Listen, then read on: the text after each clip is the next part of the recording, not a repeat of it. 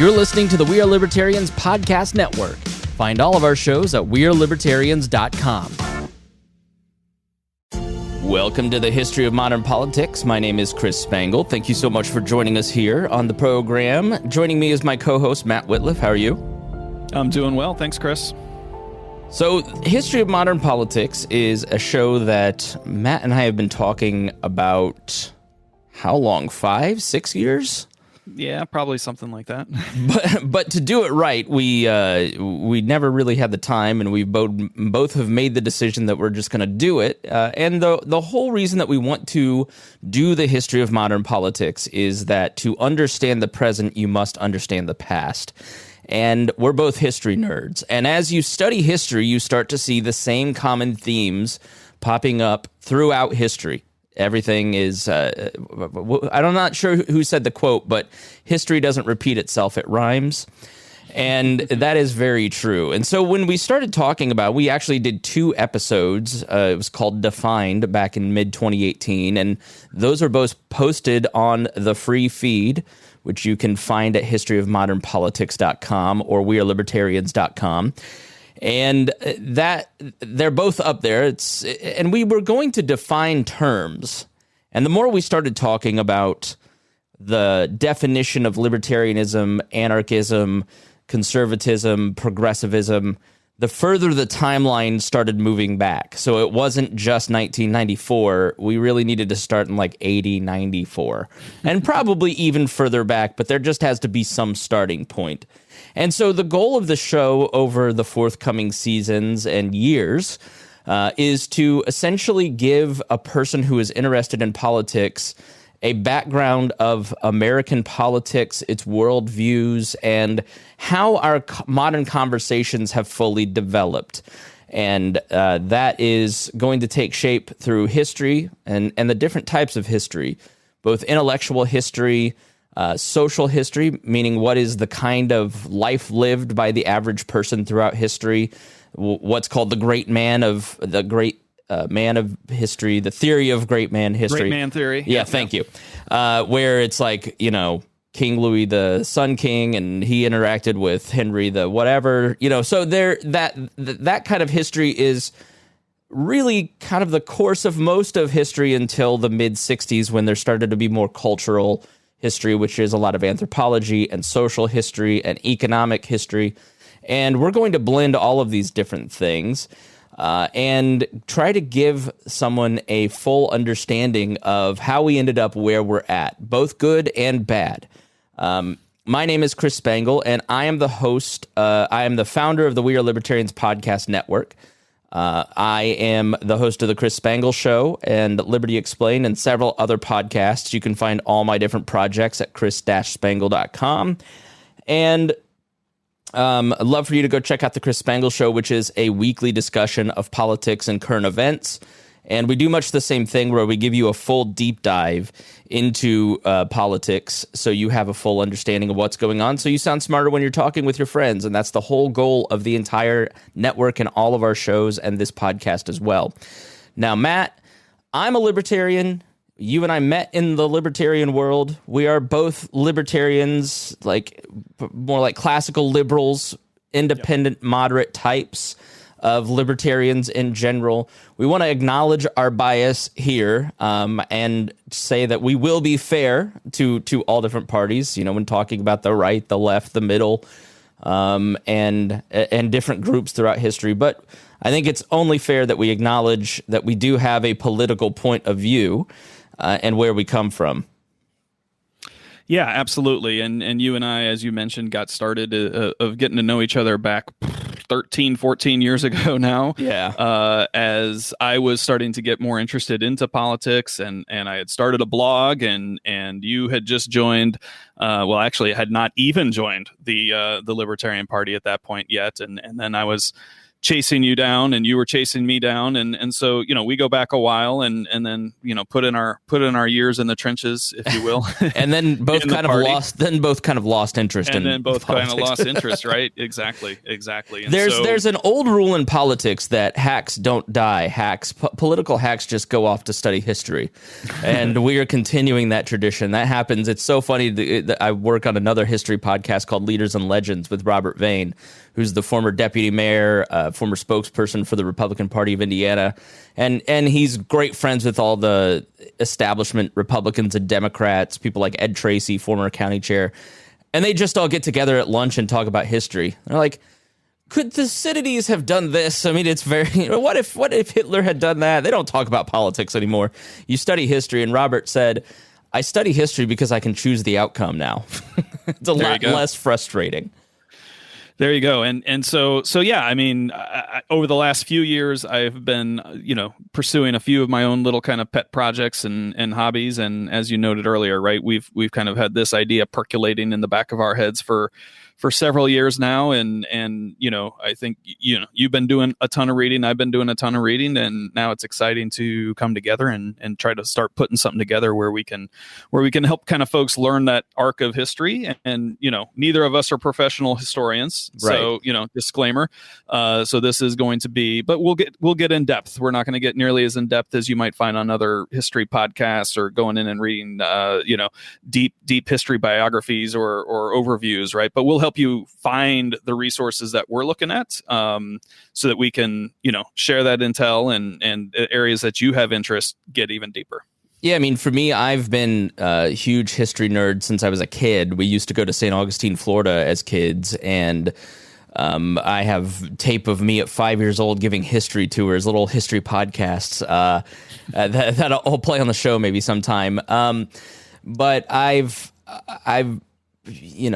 have really wanted to do this show for a long time. And, there are great shows like Dan Carlin's Hardcore History that we've been influenced by, or the History of Britain.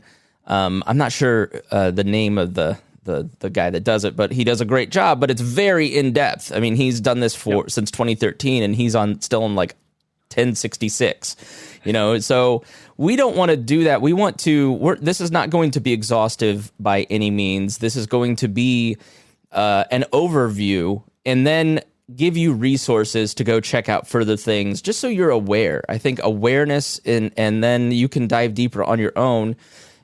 We're certainly, like you said, not professional historians. I am a history major at IUPUI, currently working.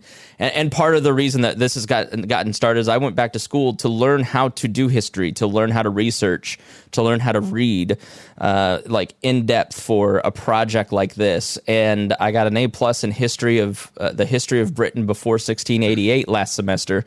Woo-hoo. And I was like, this is really cool. That's when I started reaching out to Matt and saying, let's take a look at restarting this project, and I'm basically using my history degree to output content here. So I'm paying to do this show handsomely. Yeah, that's awesome. $300 a credit hour.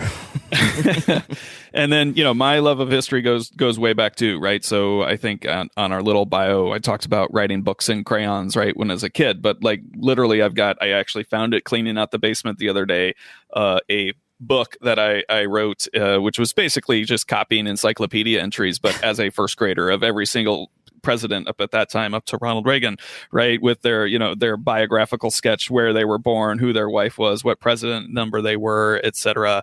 And I can remember every year when I was a kid, I would get the World Almanac. I don't know if they even publish these anymore, right? But I would just sit and read encyclopedias and world almanacs and memorize flags and capital cities of all the countries around the world and things like that. So that love of facts and figures and trivia combined with the arc of history is something I've always been a fan of, and happy to come back to really sink my teeth into some history with you here, Chris. And you're working on a book. I don't know how much you want to say publicly about it, but we should tell people that. Yeah, sure. I mean, it's probably quite a few years out at this point, but I'm writing an alternate history book around. Actually, it follows the theory of the kind of the movements and changes of history as opposed to the great man theory of relooking through the lens of American history under the context of what if the losing president, the second place finisher in all the elections, was actually the winner. And, I came up with that idea actually and started the project in 2016 when Hillary Clinton lost to Donald Trump. Will history remember Hillary Clinton, right? Does history typically doesn't remember the losers, right? Now, Right. She was an interesting character. And that got me thinking of like, okay, let's look at, all the names of the people who finished second place, right? And sometimes very close. And what if the world just changed a little bit? You would remember names that are basically forgotten today. And so this was an approach to bring those names to light, do some research on who these people are, who these individuals were, and then rewrite the lens of history through that without doing the butterfly effect, which makes it a very interesting thing, right? So that the general pulse and wave of United States history still kind of stays the same, but just with different characters and players at the top. So we have 4 goals for this podcast, and we want to state the overarching goals, and then we'll get into how we're going to execute them. So the first is to understand modern politics, and I think people have to have an understanding of how current arguments have developed, and people can learn a lot of insight into current events by examining the past. The second is we want people to understand the long fight for liberty so we don't squander it. And that may sound excessively libertarian, but civil liberties, if you look at the arc of the last 50 years, personal liberty has greatly expanded in many ways that people on both the left and right enjoy, whilst a lot of other freedoms, maybe economically, have contracted. And so we want to give a good understanding of all of that. We want to define libertarianism, conservatism, progressivism, and the main 3 strains in politics today, and some of the lesser streams through intellectual history and the various different types of history. The study of history is historiography. Historiography. I've never said the word out loud. Tough word. And we'll talk a little bit about that, because I think, like politics, when you pull out and examine your sources of am I just listening to the Daily Wire or Vox, maybe I should balance it out. History works much the same way. And lastly, we want to guide the listener to resources to learn more about the subjects briefly covered through this series. So you can go and dig in depth. For the first 4 or 5 episodes, I've read half a dozen to a dozen books, and we've listened to a bunch of podcasts and great courses and all kinds of different things. So we are going to guide you to a bunch of different resources and kind of tell you where the lay of the land is. Who's important? In medieval history, you should know Norman Cantor. Why is he important? Who is he? And how does he influence medieval history and your understanding of it? So that is that's an example of where we'll kind of tell you who's important and who's writing about the history that you just kind of gleaned throughout your schooling. Now, we are going to start. So we'll talk about the outline briefly. You can see a very, very tentative outline at historyofmodernpolitics.com/about and take a look at kind of the long sketch of the 4 seasons that we have planned out. It will change. As every good plan doesn't hold together when it makes contact with the enemy. And so as we've started planning to do episodes 1 through 3 over the next couple weekends, that's expanded into multiple different shows. And all right, so this is all going to change a lot, but we wanted to give you a general arc of where our head is at and how we're going to do it. We will be Eurocentric, and we are acknowledging that from the beginning, because the goal here is to talk about American politics, and it's hard to separate American politics and the development of its government from Eurocentrism, specifically Britain.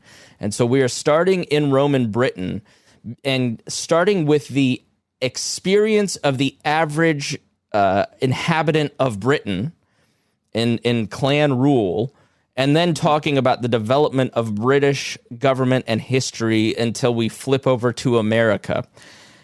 We will not be Eurocentric the entire time. There's obviously, once you get to American politics, tremendous amounts of influences from Black cultures, immigrants of all different types and their cultures, and the blending of that together.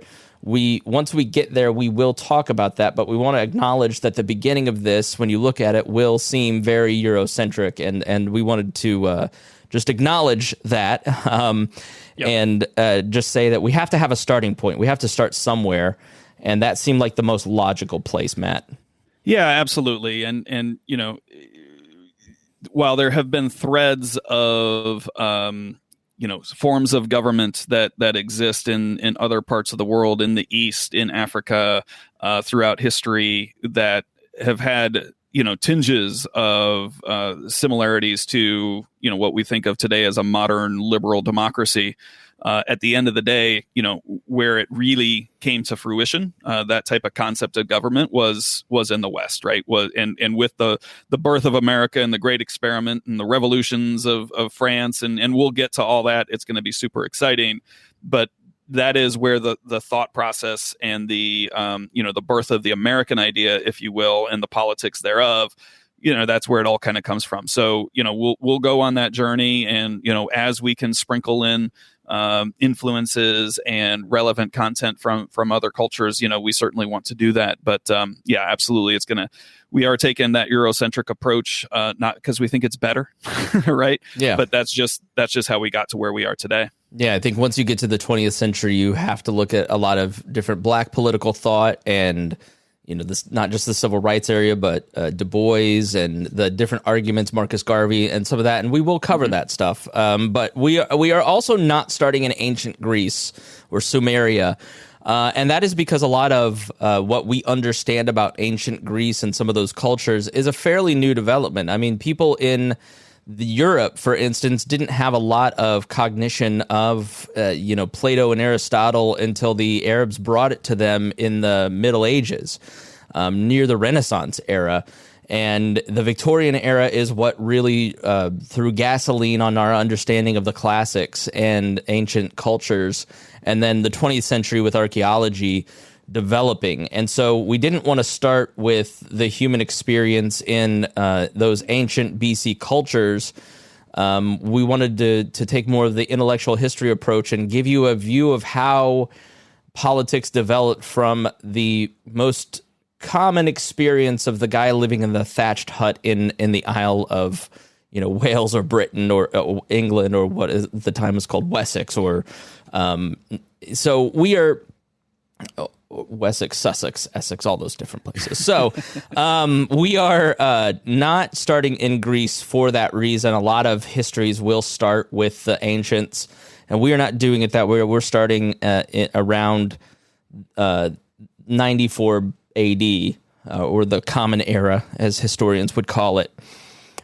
So now let's talk about the particulars. We are looking at 2 a month.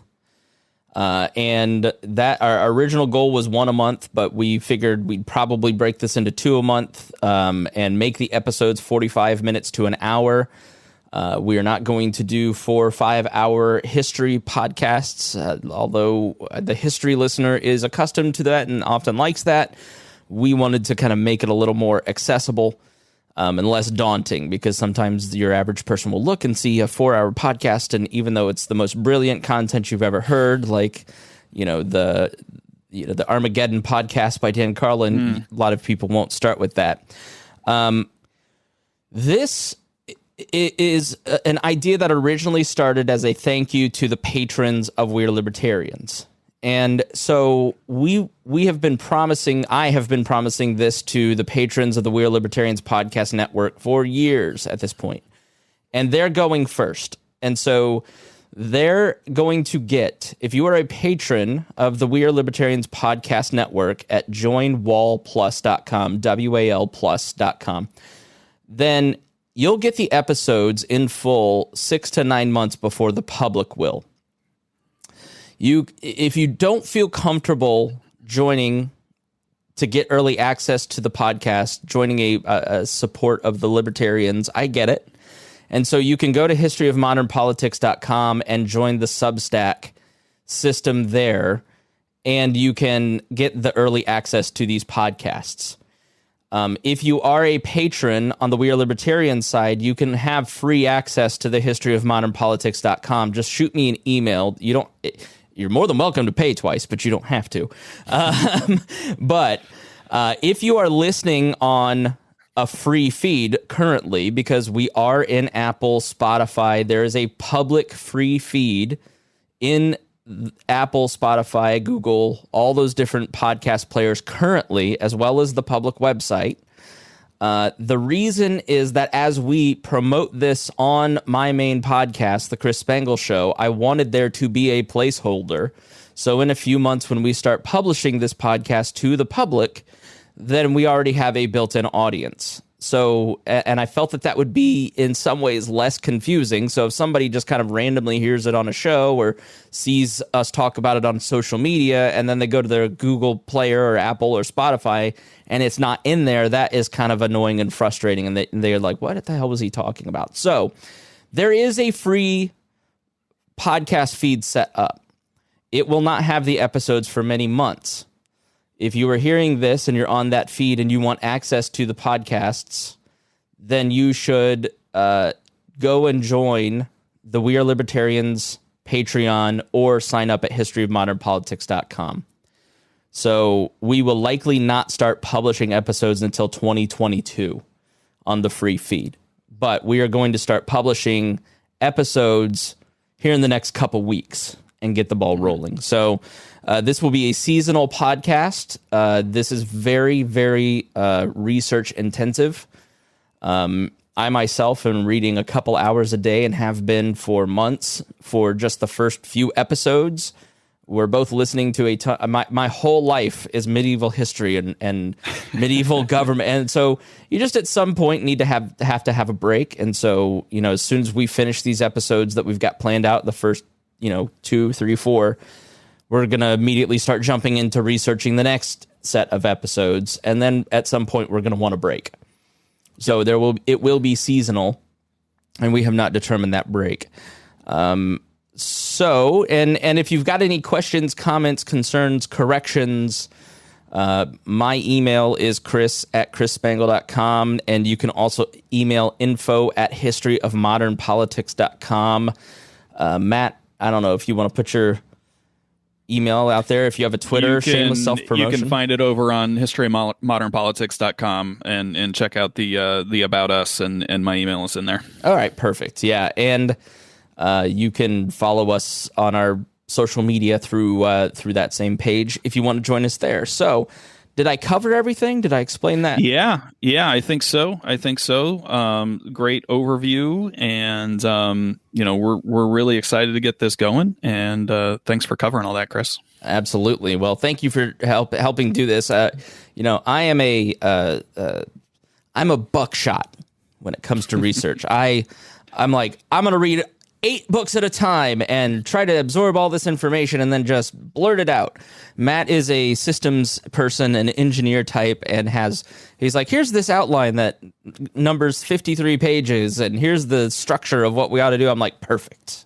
So thank you to you for your systematic brain.